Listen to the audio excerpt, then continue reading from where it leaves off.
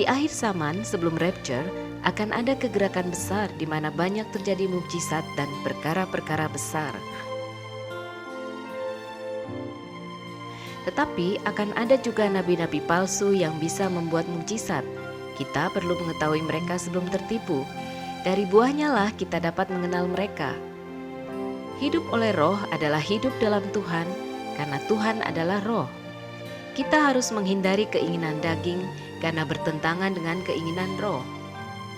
Perbuatan daging misalnya penyembahan berhala, sihir, perseteruan, perselisihan, iri hati, amarah, kepentingan diri sendiri, kedengkian, roh pemecah, kemabukan, pesta pora, dan sebagainya.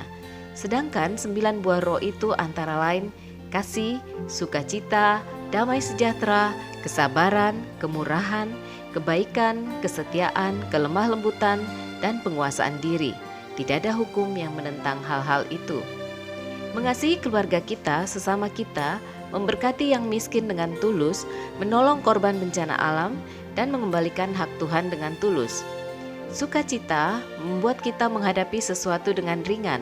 Bersukacitalah karena ada pengharapan dalam Tuhan, sebab hati yang gembira itu adalah obat. Damai sejahtera itu tidak ada permusuhan atau pertikaian. Kita hidup tenang, aman, dan rukun. Janganlah hilang damai sejahteramu dengan rasa kepahitan dan lain-lain. Sabar itu menahan ego dan seringkali harus mengalah untuk menang. Bersabarlah dalam setiap kesesakan. Murah hati itu sifat kebaikan untuk memberi dan memberkati orang yang susah dan menderita. Bisa empati dan menolong orang lain. Kebaikan itu tidak jahat.